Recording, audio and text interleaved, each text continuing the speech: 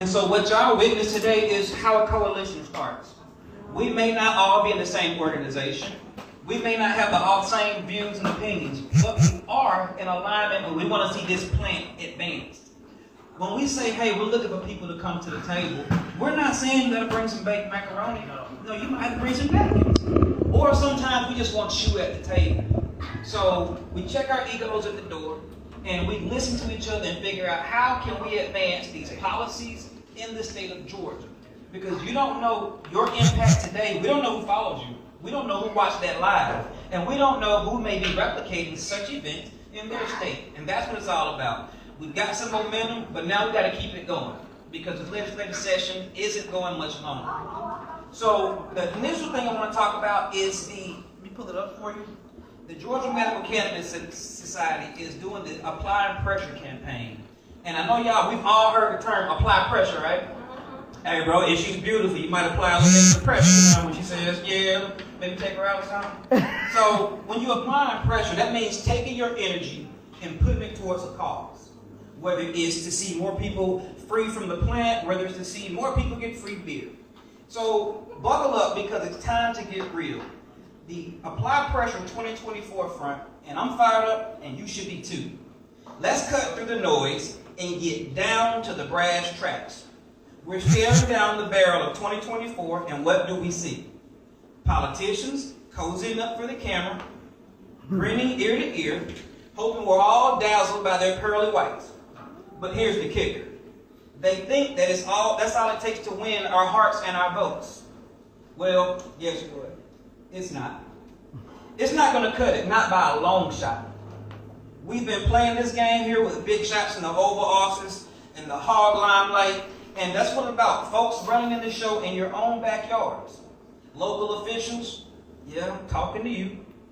You're the neck of this whole operation, and it's time you start turning the head of this nation in the right direction. This year, it's all about applying pressure in 2024.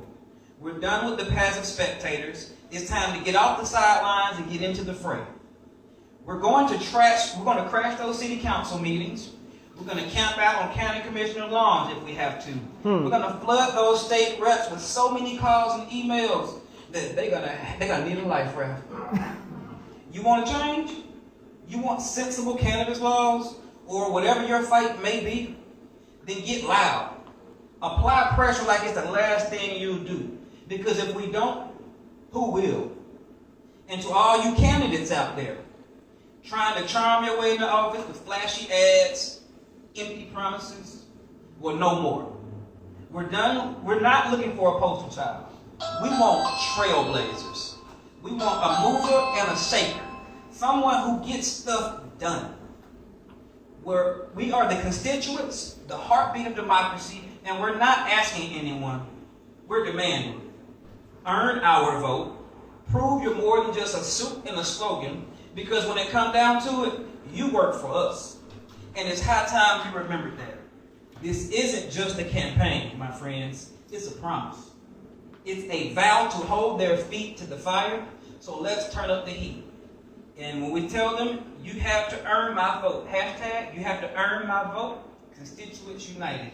And let's go out there and make some noise, because the time for change is now.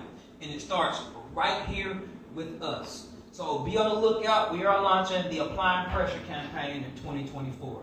There will be more updates. You'll see the email, the newsletters, to where you can find out how you can help us apply some pressure. It may be days where I'm pouring from an empty cup. We may need him. We may need people who don't look like us.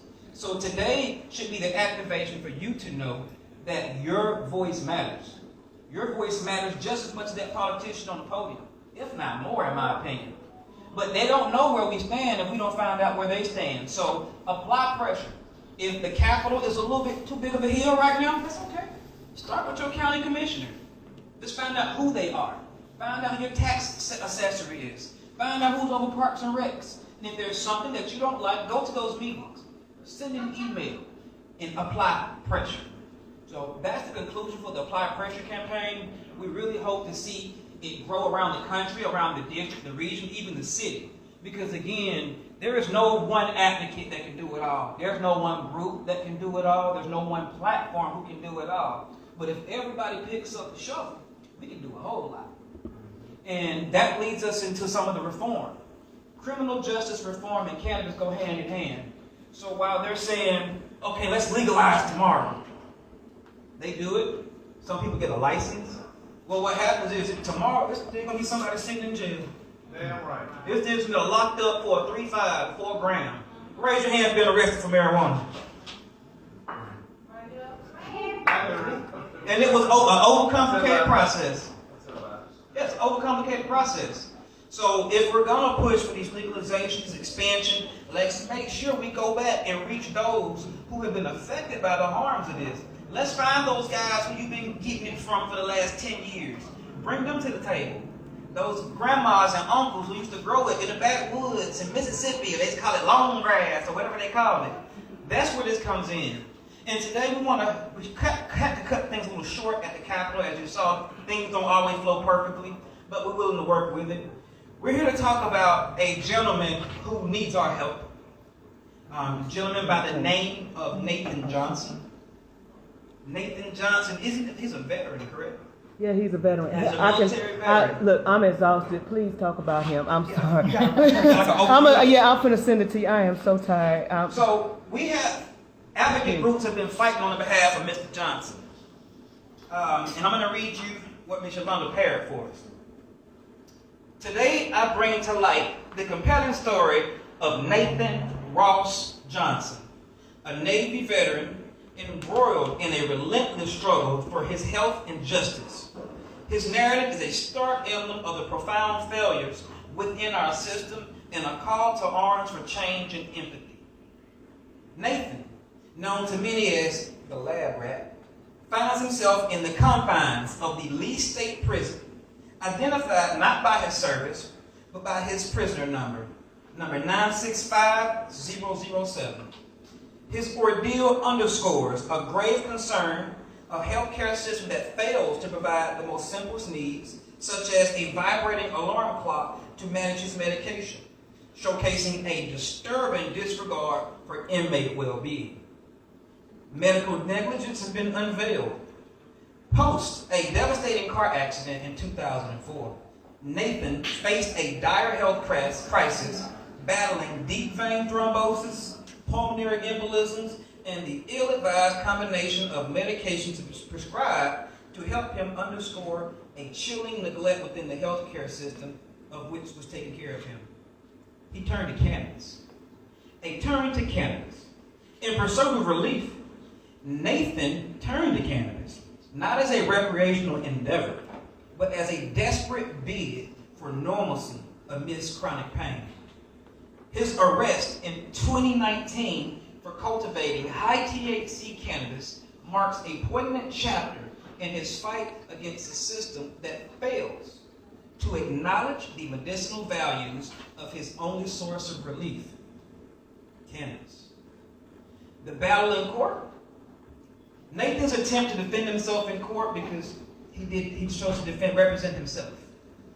Nathan's attempt to defend himself in court, armed with research and evidence, was met with a cold shoulder from the justice system. Seemingly blind to his plight, critical medical evidence was dismissed, and his trial was clouded by misconceptions and biases, highlighting a grave misalignment between our legal processes and the essence of justice. Nathan's ordeal transcends his personal battle into a rallying cry for all of us to advocate for change. His story sheds light on the dire need for reforms in cannabis legislation and a healthcare system that recognizes the value of alternative treatments. A call to action. We are not standing idly by. A petition on change.org has been launched to gather widespread support. This petition, a beacon of our collective voice, will be presented to the officials responsible for Nathan's case, urging them to consider his situation in light of compassion and justice. He, and many like him, rightfully deserve that justice. Your support is crucial for these inmates. As we navigate this path toward justice for Nathan, your support becomes invaluable. This is more than a fight for one individual. It's a battle for a future where compassion triumphs over condemnation and healing is not a crime. In conclusion, the story of Nathan Ross Johnson is a powerful reminder of the silent battles waged against outdated laws and medical indifference. It is a testament to resilience and a plea for society where justice is acceptable to all. Join us in this fight. Support our petition for Nathan Johnson on change.org and bring about the change that we wish to see. Thank you.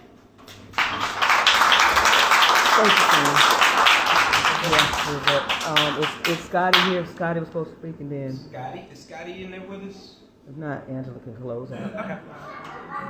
Okay, And cool. Just to paint a little context for that what I just read, I'm a medical cannabis patient. You know, I'm not gonna go too deep into my health care, but I don't look like what I've been through, and I don't look like what I go through. Down at that Capitol, so many people have told me, you don't look sick. That means I'm put on a good act that day. If you see me, I'm in pain. I've broken over 17 different bones. I've got a gastrointestinal pain that hurts 25 hours a day. It's just how much it hurts. But I don't let it be about me, because there's somebody else somewhere today that's not even able to be here, that wish they had a voice, that wish they had the education. So when it comes to cases like that, that could have been me, that could have been her, him, or anyone else in this room. You can say, hey, I have titanium rods in my leg, I have fused discs in my spine, these hydrocodone and Percocets, man, they're making me a zombie. I can't function. The anti-anxiety medicine got me, where I can't even function. When you go to court, they don't care. They be like, well, we passed laws that can give you antipsychotic medicine. I can give you some anti-inflammatories. You don't need no cannabis. It's anecdotal to them. So take Nathan's case and let that be something to fuel you. Raise your hand if you know somebody else, if it wasn't you, that has been to jail for cannabis. Tell them please send us the link or whatever. So for future cases, because I know that we're for you all who has someone that's locked up right now, as far as for medical cannabis or anything like that, those type of convictions, then we want to try to help everybody, but I know we can't. Nathan is just one person, and I just wanted to help him. That's all.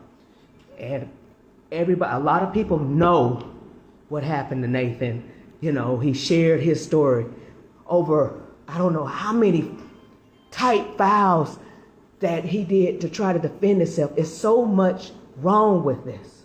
There's so much wrong with this case. They need to free Nathan Johnson. They need to free all cannabis patients or anybody convicted of cannabis convictions. I'm not going to call it a crime. I'm not going, because cannabis shouldn't be classified as a crime. Cannabis is medicine. Cannabis is for enjoyment. Cannabis is for it all. But the reason why cannabis right now is illegal, because they want to separate and to divide. If you see that we're out here right now, we're capable of being around everybody, because cannabis brings unity, not division. They want to keep us separated. What we need to do, we need to unite. We need to put down whatever hatred towards anybody. We need to put that down. We need to shut it down. We need to put it down now. The reason why I say that is because, number one, we can pick up later on, after this plant is free, after all those who have been incarcerated, all those who have cannabis convictions on them, then when they're out, when they get out of jail, they can't participate in the cannabis market. When you're locked up, you get out, you still can't get into it for 10 years. I'm sorry, I'm tired and I'm just rambling, but regardless, I just want you all to know this plant brings people together. And what we need to do basically is just set differences aside, set party lines aside, set colors aside. It don't matter. That's what they did. They did this. They did this to keep us separated and divided. They started with the religion. Then they went from religion and now with the plant. But I digress. We're going to go ahead and move forward. I'm sorry. But as far as Nathan Johnson, y'all just continue to pray for him. And if anything, you know anybody that has those convictions, we're going to start collecting information on those people because we're going to try and start a letter writing drive. We know that there are other organizations out there doing it now, but that doesn't mean it's just for them to do. That's right. That's why we're here in this community. We need to get together. Use our energy for positivity. And if you think about that, if we could come together and quit showing all this division, see, what people choose to do, the legislators and stuff like that, okay, yeah, they pick this one person, whatever, okay, yeah, I'm going to butter you up and get you in my pocket. And then next thing you know, they're pushing the wrong agenda. So we need to have a clear vision, a clear view, because we know that there are plants out there. However, I'm hoping and praying at this point in time that those plants will wither away just like weeds.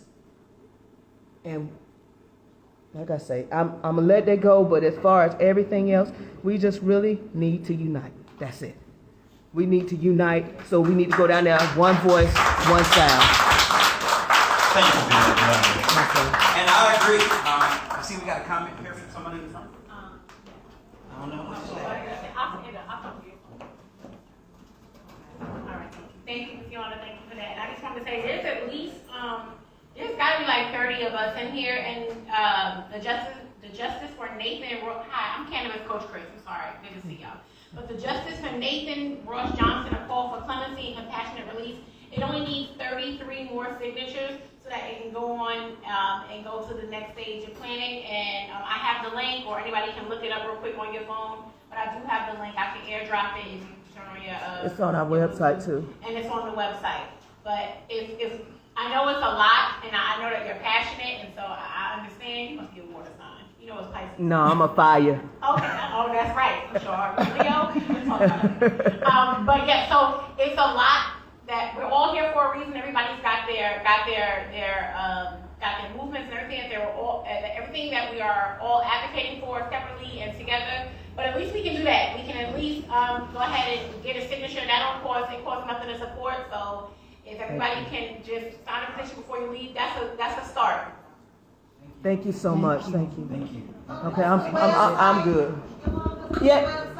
GeorgiaMCS.org.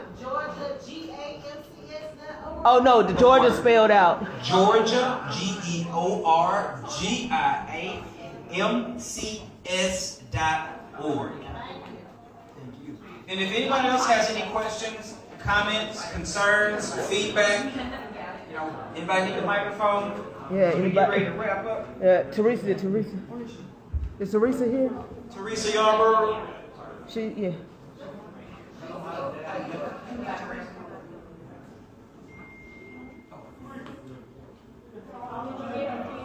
And big shout out to Gallery Bookstore. Yes. Bookstore Gallery, I'm sorry, for opening their doors to us. Right? It wasn't that long ago where a lot of businesses wouldn't let you have these kind of meetings. It's people in here who know what I'm talking about. Right. So the fact that we just had Cannabis Day at the Capitol is pretty big because it was like just 2017 or 18 when if you're out there, they'll call the police and say, hey, the weed people are out here. And next, I'd like to give the microphone to an esteemed colleague of mine and freedom fighter for over 40 years, Ms. Teresa Yarborough from the Georgia Cannabis Industry Alliance. Ms. Teresa. Thank you so much. Hello, everybody. What did you think about the event today? Let's thank Yolanda for working really hard and putting this together. I know my name was on it, but she did everything.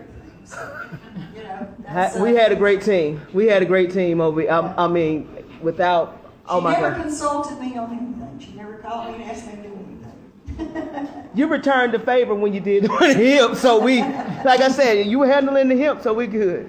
But anyway, I'm about civil rights. I don't believe in splitting this marijuana issue up, medical, adult use. I think we just need to go ahead and all unite together in one mission statement. Now that mission statement could be a lot of things. It could be, my mission statement is to end prohibition, to stop people from going to jail. I am a victim of this law. And I think that if we don't unify on at least one mission statement, that we're not going to get anywhere. But if we can get whole plant marijuana legalized or decriminalized, we've seen what legalization does. It's messed our whole state up. But if we can get together on one mission statement to end prohibition,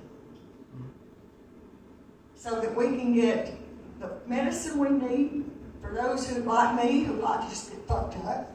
You know, you make me happy. You know, so I'm for everybody. I'm pulling this state together for everybody. I want to see you get your medical. I want to see you get real medical. Oh, yeah. I get medical, and I like medical, and you know. Yeah, you like I like it both. It's all together. Who here doesn't get stoned? Oh, yeah. See, I know what we're talking about. But we get a lot more people involved in our organizations. We hear from, I get phone calls every day. When y'all gonna legalize that shit? Well, where are you at? You know, where are you at in this picture? Don't depend on me. I can't do it by myself. But together, I was talking with, where's he at? A young man earlier. And he was talking about, a long time ago, we used to get 5,000 people on the steps of the Capitol would fire up all at one time. And nobody went to jail. They didn't have sales for all of us. And we were talking about if we could get just 5,000 people to do that again, we might can make a difference. We may can show them unity and show them that their people power is coming back to this movement. We haven't really had a movement since the medical marijuana issue began. It fractured us. There's no doubt about it, because I oppose it. I will fight to death for medical marijuana, but not for low THC oil. I know that's right. And not for a few companies to distribute. Amen. You know, we need some competition out there. People like me, I like good weed. I don't smoke no mids and you know, do all that. I want to get stoned on 2 or 3 totes. That's what I'm about. But you know, like Stanley said, I've been doing this for 43 years. I'm 72 years old, and I've been in this game for 42 years. I'm not sick, overweight, get tired and run out of breath easy, but not sick. I had hepatitis C when I was 19 years old. I've never taken any medication prescribed for that, but I don't have it now. I attribute that to marijuana. Okay. I just didn't know I was using it medically, you know, but it helped me anyway. It cured me anyway. So, you know, I'd just like to urge everybody here that really wants to see this movement come together and win, to pull together. Yes. Don't pull apart. Yes. Pull together. I know at the Georgia CIA, we're all the time doing events, and our doors open to anybody. A lot of you have to get on the guest list because we have like it's legal there.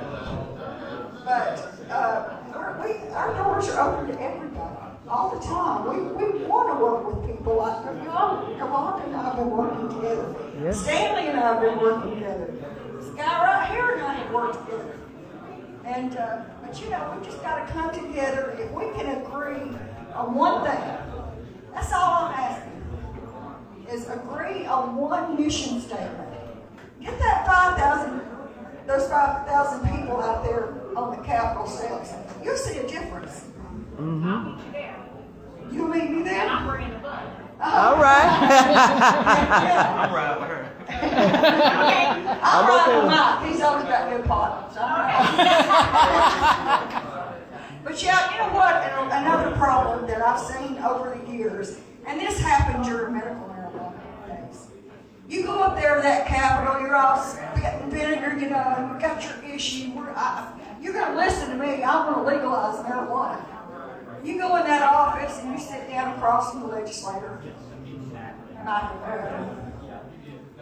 and he says, I can't call you Teresa, can I? I mean, we're buds here. No, we're not buddies. You work for me. You know, we're not buddies. We're not friends. You don't invite me to dinner with you. So when you leave there, if you're not strong in your constitution, when you leave there and you walk down those steps out of that Capitol building, you're walking down there doing their agenda. Because they said, well, look, you know what you want ain't going to happen. But we got this bill we've been playing around with. If y'all can help us get this passed, these baby steps. Medical marijuana was a baby step to a few people making a lot of money and nothing else. This community has not benefited from low THC. At all. At all. It's terrible. It's terrible. It's terrible. We It's need terrible. more. We need more. Yeah. We need whole plant decriminalization. And like I said, Yolanda, you can use it for medicine. I'll use it for medicine. I'm just not intending to. You know, they used to use alcohol for medicine, Yes. and then they used to use alcohol to drink. So you put that in the same perspective. The difference is cannabis has never killed anybody, and alcohol has. So that's the difference. They don't care about us. No. You know, when those legislators up there legalized 6 licenses, they wrote themselves in that bill. They did. They wrote themselves. I'm saying it. I'm saying it. Am I telling the truth? Don't be ashamed to say it, Daniel. Listen, it was, now some people, well, at least we got something. Do we? Is it equitable? Are we making money off of it? Do you have a license? I can't get one. I'm a marijuana fellow. I can't get a license. But I own the Georgia Cannabis industry. I can do that. Y'all own the Georgia Medical Cannabis Society. And that's how you do it. And then you begin working with these people. And you just build. It's like a rolling stone. I mean, it's like a standing still stone. But we're just trying to gather more people, get more people involved, get more bodies out there for those corrupt legislators to look at and say, So yeah. we've got a shift here. We've got marijuana movement again. And we got Eric Bell, who is very serious about doing a lot of good things in the state. I've talked to him about doing cottage industry licensing, home grow, you name it. He's for just, free in the weed. So am I. So that's about all I've got to say. You're welcome. Bye. Yeah. And one thing that I forgot to mention today, because we've been so focused on legislation and policy, We good. where my entrepreneurs? I want y'all to connect. No, I don't care if you sell a tincture and you sell an edible. If you sell gauze and this person sells Betadine. In this industry, it's all about, she said she's selling weed, so gas on there. Find out who's doing what. If you have an idea or a business that you're launching, find somebody who's already doing something similar, because you can go farther together. Keep your logos on it and keep their logos on it. You don't have to diminish your company because you're collaborating. Look at joint ventures, pun intended.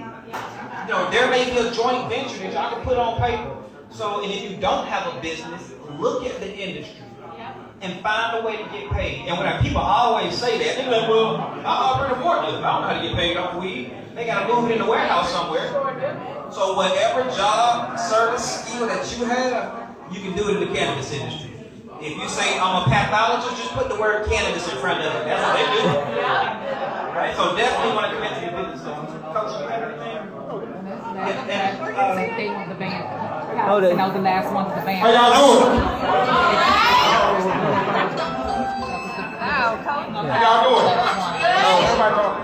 Hey, how y'all doing out back there, Chris Brown? How y'all doing today? Hey, man. I just want to say I love the turnout that they came out today. Hello? Hey man, I just want to tell you I love the turnout that came out today. And what they're saying is this, what they're trying to say is, hey, everybody has a lane. It's just like throwing 50 football players out there and nobody telling them what position they're playing. You can have a whole bunch of people out there wanting to win, but they all going in different directions because there is no continuity into what we're trying to do. There's only one person I know in Atlanta right now that does magazines, that's Mecca. There's only 4 doctors I know that's actually been down at the Capitol grinding, and they're usually in this environment right here. Those are the doctors that I will push. My thing is you got people doing the work, but you got everybody else, I guess, not trying to get behind certain things, and so it seems like that we're a mess. Again, my name is Coach. You never see me trying to get into the cannabis side, even though I'm really familiar with the cannabis side. I mean, I know a lot about the cannabis side, but that's not my lane that I chose to be on. My thing is hemp, and it's lobbying hemp. And me personally, I think hemp has done more for the movement than most advocates for marijuana. Because if I get pulled over right now, the police ask me what I'm smoking, I'm telling them hemp. And usually they let me go. So the plant within itself has a mission. My thing is, we all got to see what everybody's doing, what their specialty is, and wind up getting behind them in that. If we can't do that, we're not going to go nowhere, y'all. And again, we've been doing this for 10 years. This is a marathon, man. This is not a race. So again, when you say get to know the people who are doing certain things, if y'all ain't never been to a no-go, that's Northern Colorado Hip Expo, or to an MJ Biz, or to a Benzinga, when y'all go to these places and y'all entrepreneurs, you want to know the people who already been there, who grind, who can take you straight to the people who are actually doing the work. So again, if you guys want to get down with organizations, find out what all the organizations are doing, because everybody's doing something different, and everybody's agenda is different. Because again, I think if we're not specific, when we go down to that Capitol and we just knocking on these doors, ain't nothing gonna get done. You gotta know who the tool makers are, who use the tools to make the things happen. And if you don't know who that is, then you kind of messed up, and then you just down there wasting your time. So again, make sure you get with the right people who know what's happening, so we can move. Matter of fact, I just want to make first downs. I don't even gotta make touchdowns, because if you make first downs, we in the game. All right. Thank you, Coach. This is Coach Harris, and Coach is the Georgia Chapter Director of Minorities for Medical Marijuana. That's another organization which I'm a part of. But we really want to again just say thank you to the Georgia Medical Cannabis Society. Be sure to follow them on social media, tag them, share their page, share their work, and don't forget to follow the Herbal Trucker. Stay tuned for your rants, and be sure to follow the Cannabis podcast as we're gearing up for Cannabis Awareness Day 2024. All right. That's it. All right, good job.